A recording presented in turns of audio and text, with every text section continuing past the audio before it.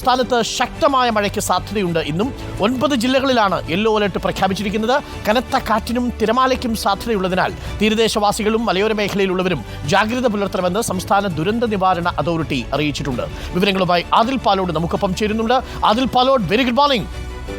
ഇന്നിപ്പോൾ കാലാവസ്ഥയിൽ വലിയ മാറ്റമൊന്നുമില്ല, മഴ തന്നെയാണ്.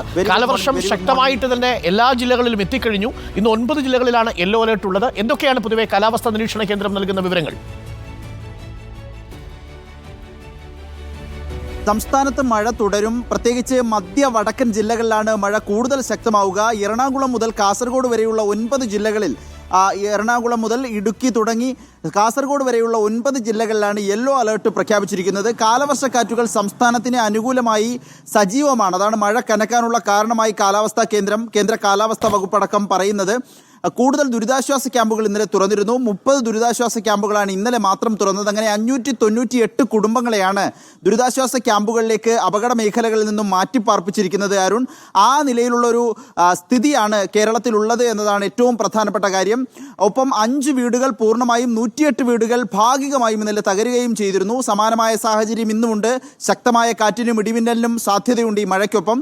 അതിനൊപ്പമാണ് കേരള, കർണാടക, ലക്ഷദ്വീപ് തീരങ്ങളിൽ മത്സ്യബന്ധനത്തിന് വിലക്കേർപ്പെടുത്തിയിട്ടുമുണ്ട്. അതിന് കടലിൽ ശക്തമായ കാറ്റും 55 കിലോമീറ്റർ വരെ വേഗതയിൽ കാറ്റ് വീശാനുള്ള സാധ്യതയുണ്ട്. മോശം കാലാവസ്ഥയ്ക്കും സാധ്യതയുണ്ട്. അത് കാരണമാണ് കേരള, ലക്ഷദ്വീപ് തീരങ്ങളിൽ, കർണാടക തീരങ്ങളിൽ മത്സ്യബന്ധനത്തിന് കർശന വിലക്കേർപ്പെടുത്തിയിരിക്കുന്നത്. തീരമേഖലയിലാകട്ടെ കള്ളക്കടൽ പ്രതിഭാസത്തിന് സാധ്യതയുള്ളതിനാൽ മുന്നറിയിപ്പും നൽകിയിട്ടുണ്ട്. ഈ നിലയിൽ കാലാവസ്ഥാ മുന്നറിയിപ്പുകൾ ഉള്ള ഒരു ദിവസമാണ്. അതുകൊണ്ട് പ്രത്യേക ജാഗ്രത വേണം ജനങ്ങൾക്ക് എന്നതാണ് സംസ്ഥാന ദുരന്ത നിവാരണ അതോറിറ്റിയും അറിയിക്കുന്നത്. അടുത്ത ദിവസങ്ങളിലും മഴ തുടരും. കാലവർഷം കൂടുതൽ സജീവമാവുകയാണ്. ഇന്ന് മധ്യ വടക്കൻ ജില്ലകളിലാണ് കൂടുതൽ മഴ സാധ്യത. അരുൺ, അതിലിപ്പോ തിരുവനന്തപുരത്ത് എന്താ കാലാവസ്ഥ? ഇന്നലെ ഞാൻ തിരുവനന്തപുരത്ത് എത്തിയപ്പോൾ ഉച്ചവരെ മഴ തോന്നുന്നു നിന്നിരുന്നു. ഉച്ചയ്ക്ക് ശേഷം ഒരു മഴയൊക്കെ പെയ്തു. ഇന്നലെ രാത്രിയിൽ മഴയുണ്ടായിരുന്നോ? ഇപ്പൊ നിൽക്കുമ്പോൾ തെളിഞ്ഞ അന്തരീക്ഷം കാണുന്നില്ല, മൂടിക്കെട്ടിയ ഒരു അന്തരീക്ഷം പോലെ തോന്നുന്നു.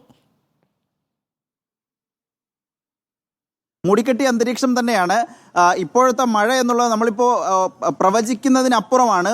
പെട്ടെന്ന് വളരെ ശക്തമായ മഴ പെയ്യുക എന്നുള്ളതാണ് ഇപ്പോഴത്തെ സംസ്ഥാനത്ത് അനുഭവപ്പെടുന്ന പ്രതിഭാസം. അതുകൊണ്ട് തന്നെ ഇന്നലെയൊന്നും മുന്നറിയിപ്പില്ലാതിരുന്ന സമയത്തു കൂടി മഴ പെയ്തിട്ടുണ്ട് തിരുവനന്തപുരത്ത്. ഇപ്പോൾ ഒരു മൂടിക്കെട്ടിയ അന്തരീക്ഷമാണ്. മഴ ഉണ്ടാകാനുള്ള സാധ്യതയാണ് നമ്മൾ പ്രവചിക്കുമ്പോൾ കാണുന്നത്. അരുൺ, സാധാരണ അതിൽ ഈ സമയത്തൊക്കെ രാവിലെ നടക്കാൻ പോയവരൊക്കെ അവരുടെ നടത്തമൊക്കെ കഴിഞ്ഞ് മിൽമയൊക്കെ വാങ്ങി തിരിച്ച് വീട്ടിലോട്ട് പോകുന്നൊരു സമയമാണ്. നിലത്തിലൊക്കെ ആളുകൾ കുറവാണെന്ന് തോന്നുന്നു രാവിലെ. ഇക്കഴിഞ്ഞ 2-3 ആഴ്ചയായിട്ട് തിരുവനന്തപുരത്തൊക്കെ രാവിലെ നടക്കാൻ ഇറങ്ങുന്നവരുടെ എണ്ണത്തിൽ ഒരു കുറവുണ്ടെന്ന് തോന്നുന്നു അല്ലേ? അതിൽ കുറവുണ്ട്. കാരണം ഈ മഴ പെട്ടെന്ന് മഴ പെയ്യുകയാണ്. പ്രത്യേകിച്ച് രാത്രിയിലൊക്കെ അതിശക്തമായ മഴ. ഇന്ന് രാവിലെയും പുലർച്ചെയൊക്കെ മഴ തിരുവനന്തപുരത്തിൻ്റെ വിവിധ മേഖലകളിലും നഗരത്തിൻ്റെ മേഖലകളിലൊക്കെ ലഭിച്ചിരുന്നു. അതുകൊണ്ട് തന്നെ നടക്കാൻ ഇറങ്ങി മഴ പെയ്യുമോ എന്ന ആശങ്ക കാൽനട യാത്രക്കാർക്ക് നടക്കാൻ ഇറങ്ങുന്നവർക്കുണ്ട്. അതുകൊണ്ടാണ് ഈ കാൽനട യാത്രക്കാരുടെ നടക്കാൻ ഇറങ്ങുന്നവരുടെ എണ്ണം കുറഞ്ഞിട്ടുള്ളത്. ഏതായാലും മഴയൊക്കെ തോർന്നതോടെ വീണ്ടും ആ കാൽനട യാത്ര സജീവമാകുമെന്ന് പ്രതീക്ഷിക്കുന്നു. Okay, thank you. അതിൽ ഒരു റൗണ്ട് നടന്നിട്ട് വരൂ നമ്മുടെ മ്യൂസിയം കോംപ്ലക്സിന്റെ പരിധിയിലൂടെ. രാവിലെ ഒരു ഉഷാറൊക്കെയാവും.